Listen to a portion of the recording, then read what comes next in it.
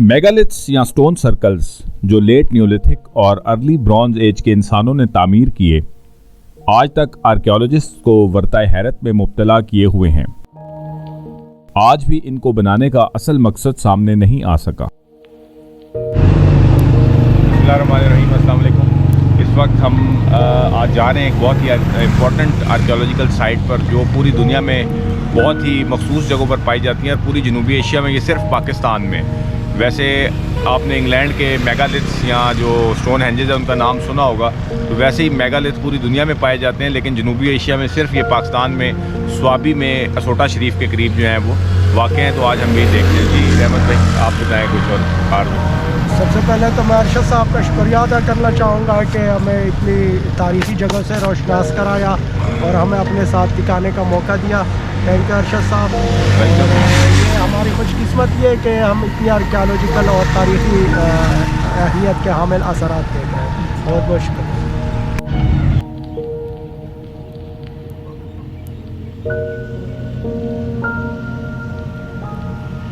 In stone circles को बनाने के लिए बहुत बड़ी इज्तिमाई मौशरती कोशिशें हमारे सामने हैं, जिसमें इनको बनाने की प्लानिंग, पत्थरों की कटाई, इनकी नकलो हमल, इनको गाड़ने के लिए बुनियादें बनाना और आखिर में ज्योमेट्री के असूलों के ऐन मुताबिक इनको मुकम्मल गोल दायरे में नस्ब करना शामिल है।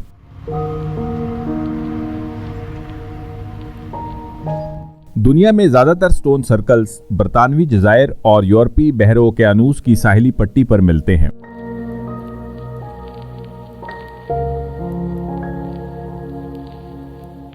ज़्यादातर आर्कियोलॉजिस्ट के ख्याल में ये प्री हिस्टोरिक हैं।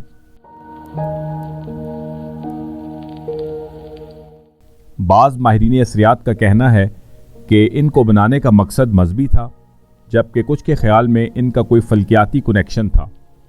चंद इसको देवताओं की भेंट की जगह भी करार देते हैं।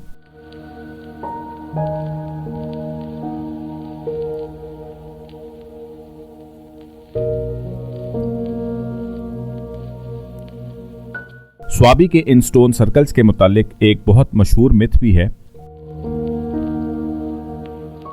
मुकामी लोगों के मुताबिक यहाँ से मुसलमानों की एक बारात गुजर रही थी, जिस पर हिंदुओं ने हमला कर दिया। औरतों ने अपनी इज़्ज़त बचाने के लिए अल्लाह से दुआ की कि इनको पत्थर का बना दिया जाए। चुनांचे ये दुआ कबूल हुई और पूरी बारात पत्थर की बन गई। ये स्टोन सर्कल्स पूरे KPK में सबसे कदीम इंसानी आसार में से हैं।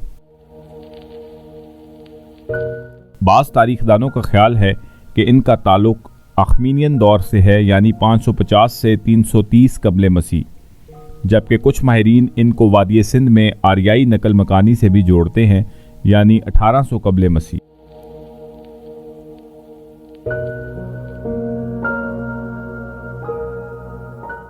कबल मसीह के इन स्टोन सर्कल्स का पूरी दुनिया के मुख्तलिफ इलाकों में मौजूद होना इस बात की तरफ इशारा करता है कि इस दौर में भी दुनिया के मुख्तलिफ हिस्सों के लोग किसी न किसी तरह आपस में राब्ते में थे, जिसकी झलक इन स्टोन सर्कल्स की यकसां तामीर में नज़र आती है। अगर इनमें राब्ता नहीं था तो फिर ऐसी यकसां तामीर जूलियन स्टीवर्ट की मल्टी लीनियर एवोल्यूशन थ्योरी को सपोर्ट करती है, जिसके मुताबिक माजी में दुनिया के मुख्तलिफ इलाकों में राब्ता ना होने के बावजूद मुख्तलिफ सकाफ़तों का यकसा होना इस बात की गमाज़ी करता है कि इंसान ने यकसा माहौल में एडेप्टेशन करके दुनिया के मुख्तलिफ हिस्सों में एक जैसी सकाफ़ती इक़दार को जन्म दिया।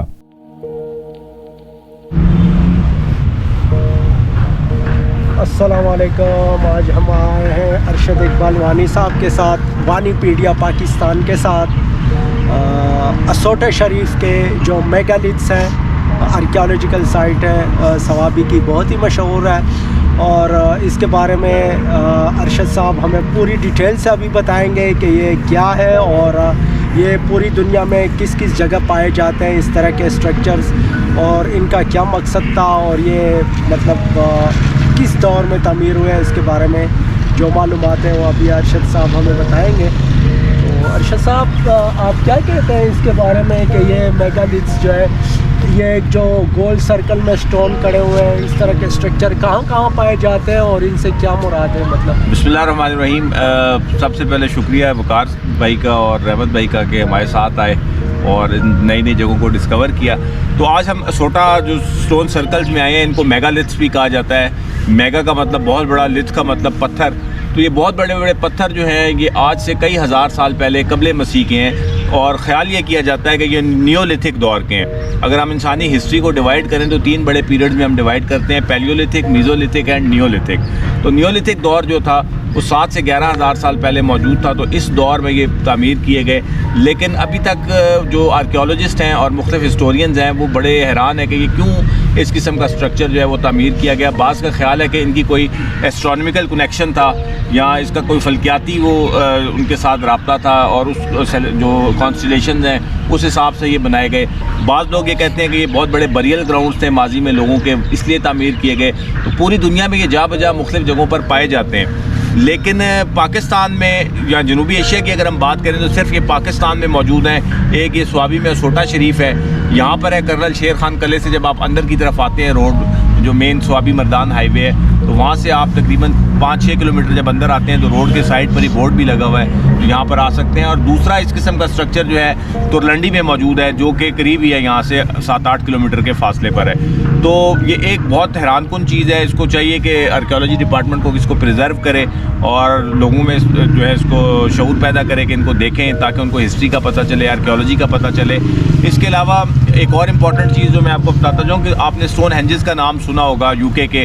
वो स्टोन हेंजेस जो हैं उसको देखने के लिए पूरी दुनिया से लोग आते हैं। तो अगर इसको हम प्रॉपरली मैनेज करके इसको एडवर्टाइज़ करें और इसको जो है वो प्रमोट करें तो पूरी दुनिया से लोग यहाँ पर भी आ सकते हैं। ना सिर्फ इस इलाके में टूरिज़म पोटेंशियल डेवलप होगा, इस इलाके की मईशत बेहतर होगी, बल्कि हमारे जो पाकिस्तान का सॉफ्ट इमेज भी डेवलप होगा और हम बहुत ज़्यादा अर्निंग भी इनसे कमा सकते हैं। सर मेरा एक सवाल है, अभी आपने इस ज्योमेट्रिकल स्ट्रक्चर की देसी अंदाज से पैमाइश की, जी तो आपके ख्याल में इसका सर्कल का मतलब डायमीटर तकरीबन? जी, अभी ये एक बहुत ही एक इंटरेस्टिंग चीज़ है कि अभी हमने इसकी अपने तौर पे जो है पैमाइश कर रहे थे कदमों के लिहाज से। तो जिस तरफ से भी हमने इसको मैयर करने की कोशिश की है तो ये 24 कदम बनते हैं, यानी कि इसका डायमीटर जो है वो 24 रफली कदम बनता है। अगर हम उसको 1.5 फुट का एक कदम लगाएं तो तकरीबन ये 36 फुट के करीब बनता है, यानी कि इसका डायमीटर 36 फुट है। और जो है बाकी इसका जो आप समझ लें रेडियस जो है वो 18 फुट के करीब है।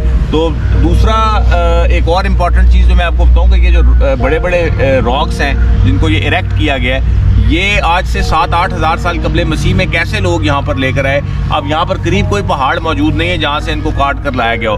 पहाड़ यहाँ से काफ़ी फासले पर है, कम से कम भी जो करीब तरीन पहाड़ है वो 15 से 20 किलोमीटर दूर है, रानीगढ़ के करीब और काटलंग के करीब। तो वहाँ से उस दौर में इतने बड़े पत्थरों को लाना जिनको आज क्रेन भी नहीं हिला सकती, क्रेन के ज़रिए से भी इनको इस तरह इरेक्ट करना बहुत मुश्किल है। ना सिर्फ इनको इरेक्ट किया बल्कि बिल्कुल परफेक्ट सर्कुलर शेप में इनको जो है वो लगा कर जो है वो इसको रखा गया। तो आप देख सकते हैं कि ये अब तो चूँकि वक्त गुजरने के साथ साथ टेढ़े भी हो गए हैं, काफ़ी सारे गिर भी गए हैं जिस पे हम बैठे हुए हैं, ये भी उसी का एक हिस्सा है। और आहिस्ता आहिस्ता वेदरिंग और डेन्यूटेशनल जो प्रोसेस हैं वो भी इनको ख़त्म कर रहे हैं। तो ज़रूरत इस अमर की है कि आर्कियोलॉजी डिपार्टमेंट को चाहिए कि इस जगह को सेव करें, इसको प्रमोट करें और एडवर्टाइज़ करें, ताकि लोग दूर दूर से इसको देखने के लिए आएँ और उनको पता चले कि हमारे इलाके की हिस्ट्री और आर्कियोलॉजी जो है वो कितने रिच है और माजी में कौन कौन लोग यहाँ पर रहते थे। जी रहमत सर, मेरा यह एक सवाल है जहन में आता है, ये जो 7-8 हज़ार पहले ये स्ट्रक्चर बनाया गया है ये पत्थरों से, तो ये पत्थर अभी तक सही सलामत है? सर इन पत्थरों की मतलब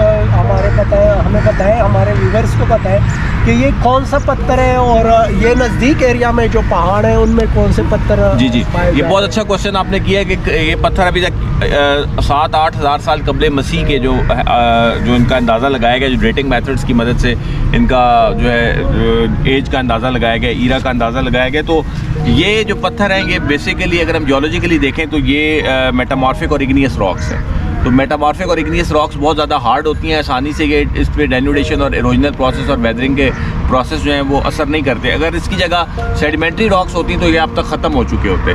और इसके साथ साथ ये जो करीब तरीन पहाड़ हैं वो भी काफ़ी दूर है, वहाँ पर भी जो रॉक्स पाए जाते हैं ज़्यादातर मेटामॉर्फिक और इग्नियस ही हैं। यही वजह है कि काटलंग आपने नाम सुना होगा, एक बहुत मशहूर जगह है और वो माइनिंग के लिहाज से बहुत मशहूर है। वहाँ से मुख्तलिफ जेम स्टोन निकाले जाते हैं जिसमें काटलंग का एक्वामेरीन और टोपाज बहुत मशहूर है। तो जिस जगह पर मेटामॉर्फिक रॉक्स होते हैं, इग्नियस रॉक्स होते हैं, वहाँ पर ही जेम स्टोन्स भी पाए जाते हैं। तो ये करीब 3 पहाड़ों से लाए गए हैं, लेकिन हैरान कुन बात यह है कि इतने बड़े पत्थरों को हिलाना उस दौर में नामुमकिन था। आज भी बड़ी बड़ी क्रेन्स की मदद के बगैर जो है इन पत्थरों को यहाँ तक नहीं लाया जा सकता। तो उस दौर में लोग पता नहीं इसको कैसे लेकर आए। सर जहन में एक सवाल आता है जी जी, कि इतने बड़े पत्थर को इनका वजन भी टनों के हिसाब से टनों के हिसाब से बिल्कुल। तो इनको जमीन में मतलब कितना गाड़ा गया होगा, इसका मतलब है कि ये तो जमीन में भी काफी इनको इस तरह स्ट्रेट खड़ा रखने के लिए ज़रूरी है कि इनकी जो बायर लेंथ है उससे डबल लेंथ इनकी ज़मीन के अंदर मौजूद हो, तभी ये इस तरह कायम रह सकते हैं। तो डेफिनेटली ये ज़मीन के अंदर भी काफ़ी गहराई में मौजूद है इनकी जो रूट है। और एक और इम्पॉर्टेंट चीज़ ये है कि हम आजकल जियोफिज़िकल मेथड्स की मदद से आर्कियोलॉजी में ये अंदाज़ा लगा सकते हैं मुख्तलिफ सर्वे करके जियोफिज़िकल कि ज़मीन के अंदर इनकी गहराई कितनी है। इसमें ग्रेविटी मेथड है, इसके अलावा जो है वो मैग्नेटोमीटर मेथड्स की मदद से इलेक्ट्रिक रजिस्टिविटी मेथड है, और इसके अलावा और मुख्तलिफ जो वेव्स क्रिएट की जाती हैं, आर्टिफिशियल वेव्स हैं, साइस्मिक वेव्स वगैरह, उसकी मदद से हम ये देख सकते हैं कि ज़मीन के अंदर इनकी कितनी डेप्थ है और इसके नीचे क्या चीज़ मौजूद है। तो इस पर डिटेल्ड एक स्टडी की ज़रूरत है। थैंक यू सर, बहुत बहुत शुक्रिया जी, थैंक यू। यहाँ पर सर्द ढलती शाम में चश्मे तसव्वुर में ऐसा महसूस हो रहा था जैसे हम भी टाइम ट्रैवल करके क़ब्ल मसीह के दौर में चले गए हैं। You have got to always go back in time if you want to move forward. तो चलें, टाइम ट्रैवल ना सही, आपको यहाँ तक ही ट्रैवल करने का रूट बता देते हैं। इस्लामाबाद या पेशावर से M1 पर सफ़र करते हुए स्वाबी इंटरचेंज से स्वाबी शहर की तरफ मुड़ना है, फिर अंबार से होते हुए 12 किलोमीटर के बाद सीधा स्वाबी सिटी में टोपी मर्दान रोड तक पहुंचना है, जहां पर चौक से लेफ्ट होकर आप मर्दान की तरफ मुड़ जाएंगे। इस चौक से 18 किलोमीटर के बाद तुरलंडी से दाएं जानिब असोटा वाली रोड पर मुड़ना है।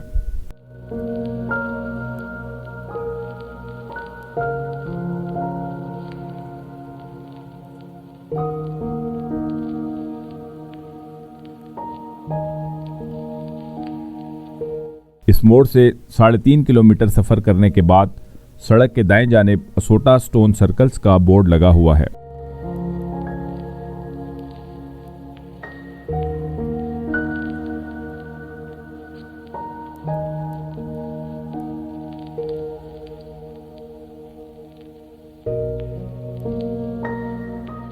उम्मीद है आपको पास्ट में ये टाइम ट्रैवल पसंद आया होगा।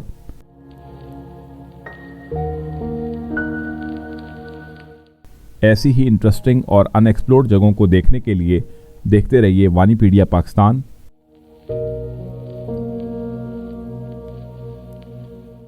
स्टे सेफ, अल्लाह हाफिज, फी अमान अल्लाह, जज़ाकल्लाह।